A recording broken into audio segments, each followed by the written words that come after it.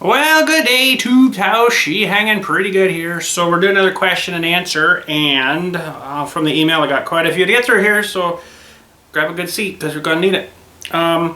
So if you got a question to send me, if you want to ask me a question, it's billqa@yahoo.com. It's in the description and it's in the, probably in the title. I got to tap you for a second on the camera. I'm not trying to hurt you. There. Sorry, I got a little lens cover problem there, and sometimes it doesn't quite open all the way. I don't know, it was messed up. So anyways, we've got quite a few here. Quite a few. So the first one is from September 2nd from Robert, and says, simple question, how long have you been mowing for? Actually, I've been mowing, well, my entire life. Honestly, since I was probably 8 or 9. So what's that? I'll say 9. 33 years I've been mowing. Professionally though, here at the cemetery, it's actually just turned over 17. So there you go.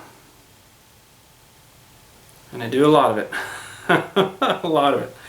Funny thing was, a little story there, when I was young and I was starting to do stuff at my mom's house, at my parents' house, mowing grass and stuff, and she had one of those crappy electric cord trimmers. You drag the cord around and zzz, zzz, and it worked. Whatever. Begged her and begged her and begged her and begged her and begged her. Can you get a gas one? Can you get a gas one? I want to get a gas one to try a gas one. Never did. She never bought me a gas one until I had to buy my own, I guess. So, but anyways, no, it was since I was about 9. So 8 or 9, roughly. Snow too, same deal. Been doing snow ever since. The next one's from Vince, and I believe Vince is from San Diego. If it's the same Vince, I think it's the same Vince. But anyways, he's got questions here about American Truck Sim. Will you stop by the weigh stations in American Truck Sim and do a realistic video? I normally do, actually. Most times, unless we're running with like a pack of guys and they're like, oh, I don't want to stop for that, then I'll just kind of keep going. But by myself, normally, if I'll do it kind of officially normally, right? By also stopping and taking breaks. Well, that's hard to do in a video, because if I drove for like 45 minutes or whatever and then stopped for an hour and had a nap and kept recording, you guys probably wouldn't like me so much. So I probably wouldn't stop for a break, but it'd be nice to actually stop and look at scenery. You know, stop by a big water area, look at the ocean or whatever. It'd be kind of nice. Should do that. Also, have you been watching the Blue Jays? Not this year. They've, I don't know, lost interest, I guess, all this COVID stuff, and I just kind of lost interest. So I have been playing a little bit of RBI baseball on my computer, and that's really about it. And it's not too bad. You've got a lot of questions here. From other YouTubers, I've heard that the police won't let you watch the game. You can only go catch balls from an area where you can't see the game. I have no clue on that, if they even let you in the stadium. I doubt they'd even let you in the stadium right now. Will you do a fishing vlog? Don't generally take enough time for myself to go fishing, but we should try to get out before the end of the year and do some fishing somewhere, but it's kind of hard when you're by yourself, you know, and you gotta film everything and do all the fishing and stuff. It's kind of hard to set up a tripod and keep moving around. It's almost has to be like chest mount GoPro or something. I think that would be the best way to do it. Also try exploring more. Oh, I see. He's meaning fishing. Oh, I was meaning real fishing. Okay. He's meaning fishing in Barents Sea. We actually got some crabs to try to do in the Barents Sea. There's a DLC that came out a while ago. I want to try that out, so that'd be cool. Do you remember the Expos from Montreal? Yeah, I've never watched them, but I know about them. So, anyways, that's from Vince, September 2nd. Thank you, sir. On to the next question. We got lots to get through here. So, now this is from, all it says is Bay Area 324. There's no actual name. Hey, I was wondering why you never add many mods to Farm Sim. For myself, I can't stand base game tractors and some equipment. I almost have 800 mods. Holy cow! In my folder right now. How many do you have? I've actually got quite a few. I got like a page and a half of them. So on my big monitor I use there, it's like, you know, like a lot of them. And a lot of them I actually don't use now. The stuff I got to try for like a mod of the week or something like that. And some I still use, but I find a lot of the in-game tractors aren't really super too bad. Pretty much covers everything you need to do, unless there's like a real modded like harvester that's, you know, 500 miles wide that you want to try to do the field in one swipe. Stuff like that, you can get that too. But I generally do a bit of both, we'll say. So, but thank you, sir, for sending that in. Hopefully Bay Area 324. I don't know what your actual name is, but there you go. So there you go. Okay. Next one is from Nate from September 2nd. This is probably following the last release of the last video. There's also a whole bunch of them come in, right? So it says, hi, my name is Nate and I live in Okima, Oklahoma. Ooh, you can't say that too fast. My question is, if you could have any car, truck that was ever made, what would it be and why? Thanks, Bill. You know what? I'm not essentially really a car guy or a truck guy. I mean, as long I see it, as long as it runs good and doesn't start costing you a pile of money, then that's good. You know, I'm not really partial to Ford or Chevy or Dodge or Toyotas really or anything like that. Toyota's a pretty good car, mind you. Our car's been good, but no, I'm not super crazy about anything really. Just as long as it treats you good and it doesn't cost you a pile of money. So the next one is still September 2nd from Mark Bellatone. You know, he's asked a few questions. Hi Bill, what happened to your Underglow blue lights that you bought for the Slingshot from Princess Auto 3 years ago? I still have them in a bag and I just never bothered to put them on because I'd have to find like the proper switch, unless I hid the switch way up under the dash or something. Now you're referring to the Slingshot we had before this Slingshot. We've got a new one since, so we got a 2019 and the other one was a 16. And I got more lights now actually installed on this one. I've got the halo rings around the main headlights. There's 4 of them that do all the flashy stuff, and you can get actually, and I was thinking of getting it but I haven't yet, is the add-on kit for that system that you run all along the frame rails underneath. But I wanted to put that, we'll say, on another separate switch because I like to drive with the white lights going. It gives a lot more visual on the front. Well, if you turn those lights on and all the rest of the whites underneath come on, it wouldn't be so good. So you'd have to have a switch to be able to turn that back part of the car off. But Sling mods, you can get them, but they're wicked expensive US. If anybody loves me a lot, you could send me the kit. No, I'm just kidding. Yeah, very expensive, very, very expensive. So I think the kit was 400 and something US. I'm like, holy cow, by the time I transfer that over to Canadian and then the shipping and then the duty, I'd be probably well into 600 and something. So I'm like, oh, I don't know, for just a bit of light. A lot of bling at the car shows, but this year we haven't been to any car shows, so shouldn't say that we were actually to one. Kind of a weird one, but I never mentioned anything about that. But anyways, we were to one this year, and it wasn't the greatest. It should have been a lot more people there, but nobody's coming out because of the COVID stuff, right? So I don't blame them. So, but anyways, that's what I did with the lights. Still got them in a bag. Probably should just take them back, but they probably wouldn't take them back now. Pardon me, the next one is from Nate. September 2nd. Hey Bill, it's Nate from Okima, Oklahoma again. Can you please buzz my house in Microsoft Flight Simulator if you want? I live 3 miles east of Okima. Ooh, well then. If I can find an airport close to there, I should be able to do that. See, it's not really labeled too well with the towns or the streets or anything on when you're selecting. It's basically just the airport. So I could try to do that though. Next one, September 2nd from Perry. It says, hey Bill, my name is Perry. I am from Moose Creek, Ontario. I have no idea where that is, but he says just east of Ottawa. Oh, well, so that's a fair chunk for me. It's about 6 hours to Ottawa, so it might be almost 7 hours to where he is. Big fan of your YouTube site. Just wondering if you had sports, if you're a sports fan like hockey or baseball, and do you do any fishing, hunting?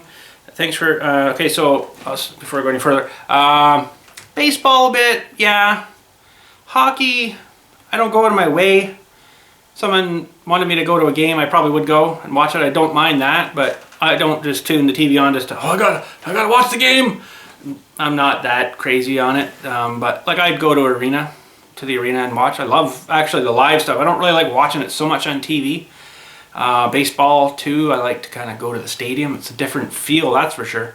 And I like the live stuff rather than the stuff that's on TV. It's just not, it's not the same, you know.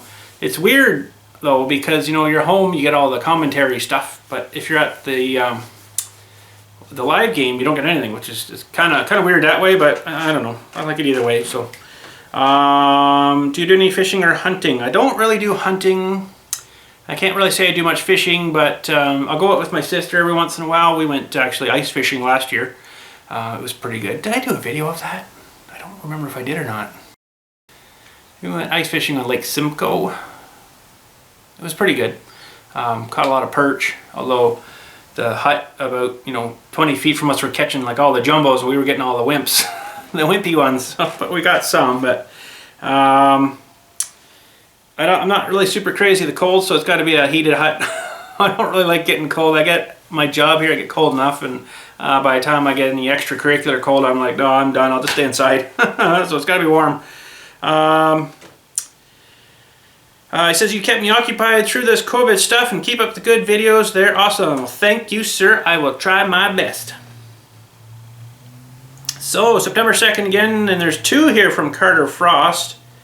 It's Carter Frost. So it says, first one here is, hey Bill, my dad has a 2019 Ford F-150 with a 2.7 V6 EcoBoost. My mom has a 2020 Ford Edge with a 2-liter 4-cylinder EcoBoost, and I drive a 2011 Chevy Equinox with a 3-liter V6. That's a lot of vehicles, bud. A lot of vehicles. It says, I was wondering if you didn't get the truck you had now, what would you have gotten, and did you shop around much? I probably, if I didn't get the Ford, likely would have gone into a GM again. I liked the GM, the Sierra we had. It was pretty good.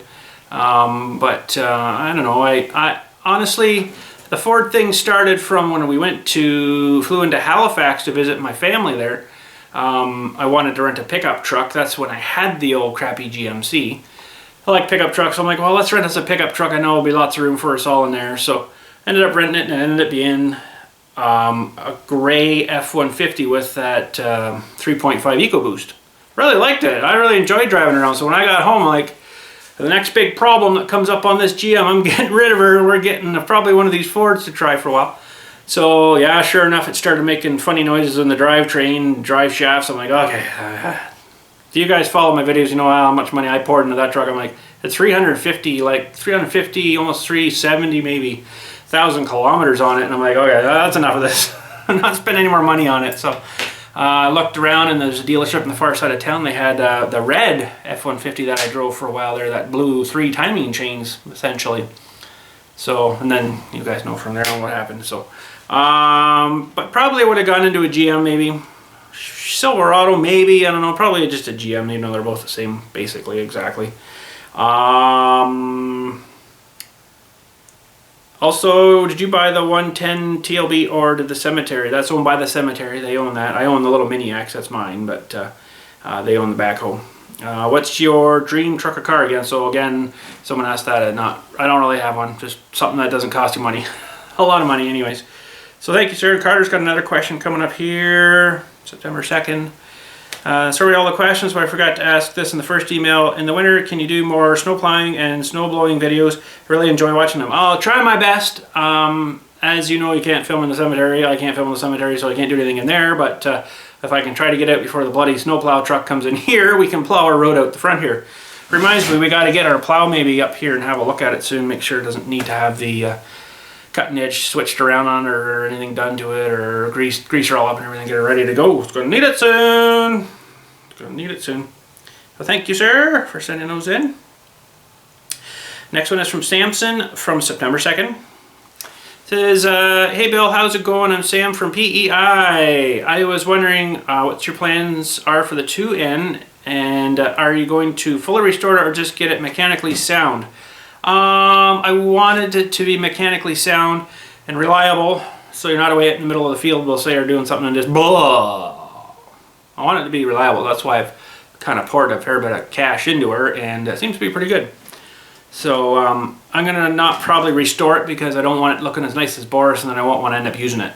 I'll end up parking it like Boris gets parked and never gets used. I don't want it to have nice, shiny, good, nice, clean paint on it. Even though it would look nice, I'd have to probably spend another couple of grand on tin work to get it nice again, because that whole hood would probably need to be replaced. It's pretty much junk. The grill is pretty much junk. The side panels, right there, you're probably about $1,200 just for that. So I'm like, well, I got another, you put a new tank on it too, and it's like, well, no, it doesn't leak. So I'm gonna leave it the way it is, just to keep the broken, wore out, rustic look. Sort of like that. So also, I was wondering, what do you think of the white tractors? Have a good day. Actually, drove a white there when we did the baling there with my buddy there.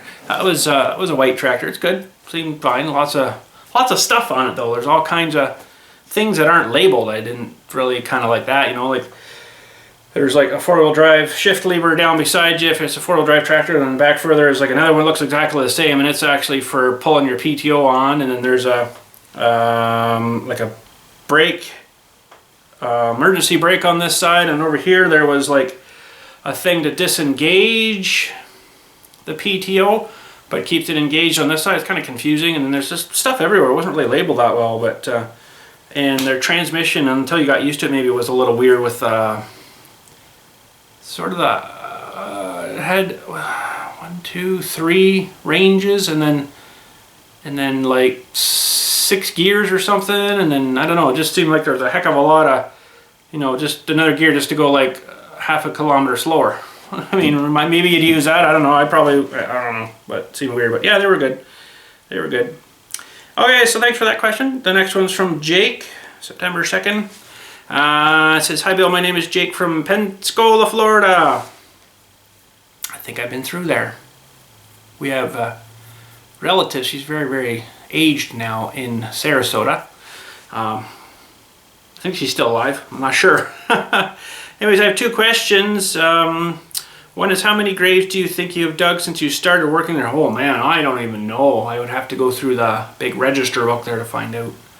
I do roughly cremations and full-size burials about maybe 100 a year, sometimes a little less, sometimes a little more. So I've been here 16 years, full 16 years. So I've probably done maybe 1,700 maybe, roughly 100 a year. It's up and down every year though, so that's a lot of dead people. If they got up and walked around, we'd have a good horror movie, zombies. But anyways, no, it's probably about there somewhere. And is the cemetery getting full to the point where you won't be burying any more to do? No more room in the cemetery? No, there's actually 65. There's probably about 6,500 empty spots for sale, we'll say, or ready to use. And then there's a big chunk of the bush that they could clear and use, and there's probably, holy man, it's a lot bigger than the empty field that's back there. There's probably about 10,000, maybe even more back there. It's a big area that's all in trees right now, but they could clear that and use it. And there's another small chunk of bush that they could clear and use. It's probably got, just trying to kind of imagine it, probably got couple thousand anyways in there, maybe a bit more. So there's lots of room. I'll never see the end of her myself, so I'll be long pushing up worms by the time they're full here. So anyways, looks like a big place. Thanks for doing, hope you're doing well. Yes, we're doing pretty good here. Hopefully you guys are all well too. So thanks, Jake, for sending that. Next one is from Matt from September 3rd. He says, hey Bill, I was wondering if you like taking your tractor to shows and parades. Shows more than parades. Parades, there's just so much liability. Ugh.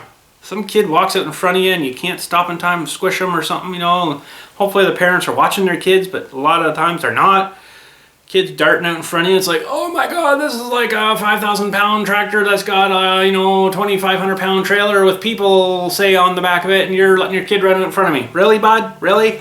I don't really particularly like the parades a whole lot, but I like taking them to shows and parking them, maybe firing up and just driving around the yard, you know, whatever. My family has replica train, nice, that we take to parades and shows. It's built on a 1937 International semi truck. Well, that's pretty cool. It was converted in the 1960s, we think. Weighs about 13,000 pounds on the trailer. So that's what I'm talking about. It's like you're driving around with this stuff, someone darts in front of you, you're not going to stop in time. Yes, I pull it with a 1984 GMC K3500 with a big block 454. Whoa-wee, thirsty, I betcha. In a 4-speed transmission, I get about 8 miles per gallon towing. Yeah, no doubt. Well, thanks, Matt. That's a good little machine. It sounds like there should. I'd like to see actually a picture of that. You can email me a picture to that same billqa@yahoo.com. That'd be awesome if you have a picture. Next one is from Braden. He has sent me lots of messages here in the past.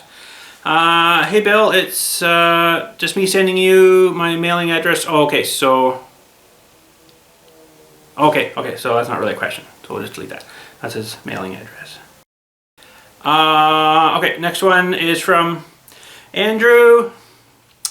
Says, oh, this is going to make me work. Hello from Montmartre, maybe, Saskatchewan. I don't know if I said that right. Probably messed it up. Hope you're doing well. Just wondering if you still do beeswax, and do you still do beeswax, and do you still have the deco business? Take care. Thank you, from Andrew from Saskatchewan. So I have all my beeswax stuff still. I just haven't really been doing anything of it because I've made a whole bunch of them already, and there's no real point in making a whole bunch more right now until maybe I sell some, and no, I don't ship them because I think that's a dangerous kind of thing to ship something like that in the mail. Maybe it'd be better this time of year, but I worry about it getting too hot and melting into the bottom of the box, so I don't really kind of mail them too far. But people have stopped by and bought a couple here and there. So, do you still do the decal business? Not, or decal? Sorry, decal. Depends where you're from. No, technically, I haven't done it for a while. I can do some stuff though. It's mostly personal stuff, you know, for signs for the cemetery or whatever and stuff like that. So hopefully that answers your question. Thank you, sir. Hopefully I said your name of your town right. Next one is from Chris Moore. He says, hi Bill, how do you keep your shed cool or at least comfortable when you're out, when you're working out there? Pardon me, I have a metal shed and it gets too hot to do anything in it. Well, if it's nice outside, I turn the air conditioner on. Like that. I don't really cool it with anything. I got a fan. Let me just close the door here again. Keep the bugs out. I got a fan over there, but it's really hot. Sometimes you'll hear that running in the background, blowing on me. I should probably get it mounted up to the roof somewhere so it blows down nice from the top, and I can just hook it onto a switch and, you know, flick the switch on and blow. But yeah, sometimes in the summertime it gets really hot in here. I noticed, even with this insulation, it seems to trap it in here and it doesn't let it get through the insulation maybe at some point. I could fire in an air conditioner here, but really, is it really worth it? Just turn the fan on for as long as I'm probably really going to be in here on a hot day. I'm more concerned about trying to keep it warm. Hopefully this insulation that we've sprayed in here now will kind of help with that and keep the heat in. It might not be a bad idea to maybe get a ceiling fan to blow it back down, because it's going to all go up and like sit up there. It'll be really hot up there and freaking freezing at the floor, about a foot off the floor. It's like freezing. So I need probably something to blow it back down. So hopefully that answers your question, sir. Michael McTavish, he has sent me lots of messages over the year. He is a very strong Kubota fan, just so you know.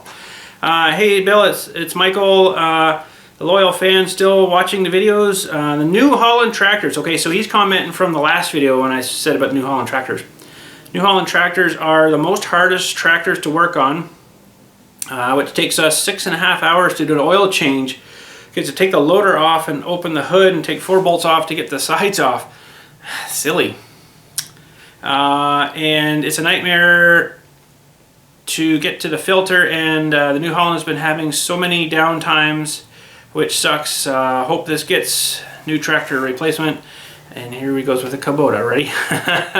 We hope to get a Kubota M6 141. That's probably a good one to replace with, I would think. That would be a good machine. It's pretty reliable and the parts are a bit cheaper. Anyways, keep up the vids. Darn New Hollands, haha, stupid thing, lol.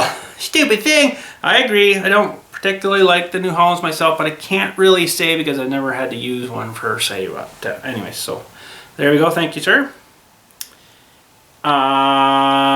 This one is from Jim. Says, long time viewer, love the videos. Me and the wife watch all your stuff. Anyway, how's it going? Simple question here. How did you get into doing YouTube videos?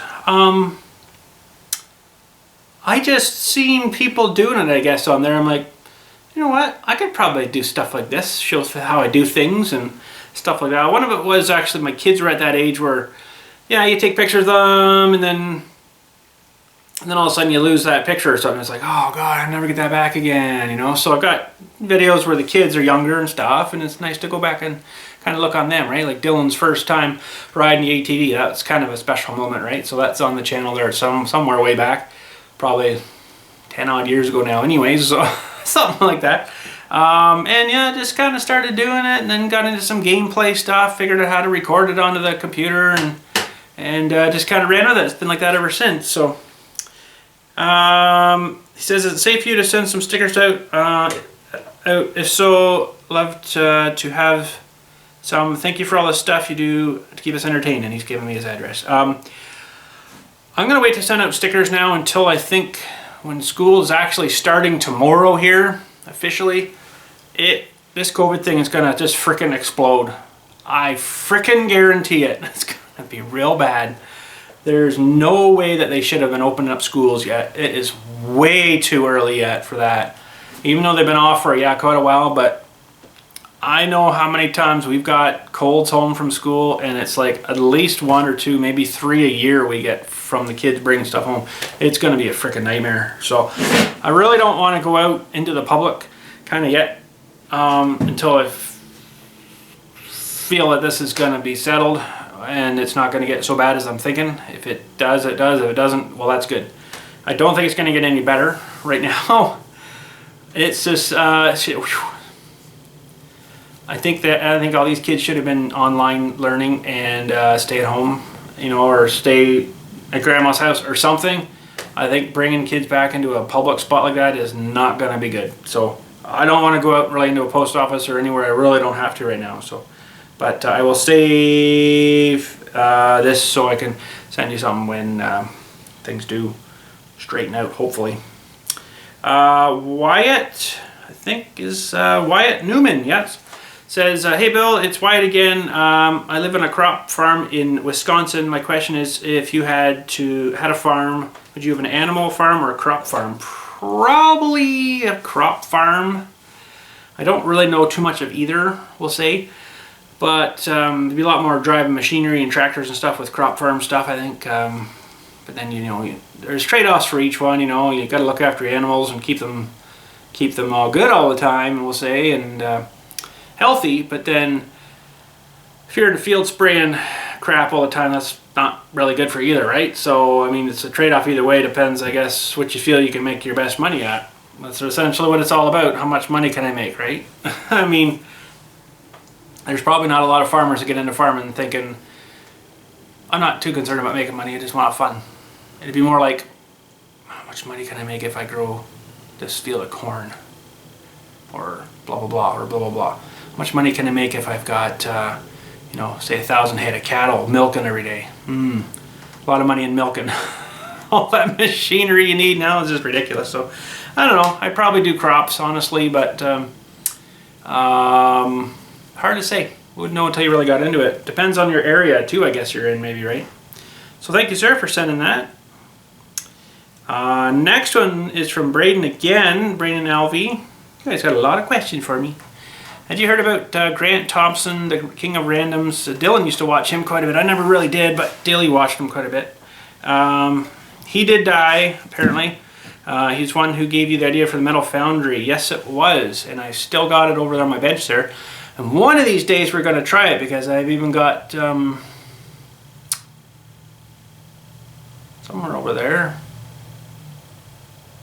that little torch I made actually for that thing. It's on my bench over there, I think, as well, probably right beside it. But one of these days we'll get into that, try that out. I got some aluminum I want to try to melt down, but I got to get the right receiving container, we'll say, to pour the hot stuff into after. The cast iron stuff seems to work good because it cools it down real fast and then it just pops right out. But I got to find a good tray or something, because well, that little crucible I made for it won't do a whole lot at a time anyways. It might do maybe 500 mils of stuff. It's not that big, right? So I think we're into our last question. September 6th. This is from, well, it says Firefighter Ray, 453. This winter, can you do a cold start on the ATV, the backhoe, the little green tractor, and the Kubota? And Boris the next day. Boris I probably wouldn't do. That's really hard on an old engine to try to get it to start in the real cold. Boris stays in where it's warm, so he doesn't come out to the cold. Don't want him in any salt, any of that stuff.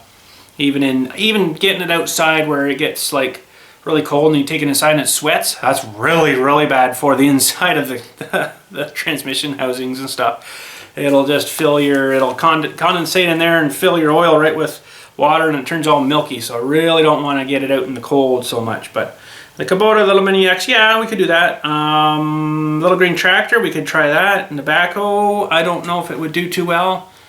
I don't know. It was really good when it was new, and then for some reason it wouldn't start too good when it was cold. It's just like fresh new battery, put it in. What? It's brand new. I almost kind of think that there's something going on with like a compression relief on that tractor or something, but that's why he sits in the garage where it's warm too. So, but anyways, in the ATV pretty much will have its battery taken out and taken inside and on its trickle charge all winter. It would just fire it up anyways. It's all fuel injected, so it would be just like a summer day starting it. So there'd be no challenge to that one. It would just boom, and away she goes. You know, it's a good start of that one. So fuel injection makes all the difference. But anyways, that is it for questions for today. It says hooray, his inbox is 0. So that's good. But anyways, thanks again for watching. If you got a question for me, send it to billqa@yahoo.com. It's in the description and the title and all that stuff. And thanks again for watching. We'll catch you all later, and you guys have a good day.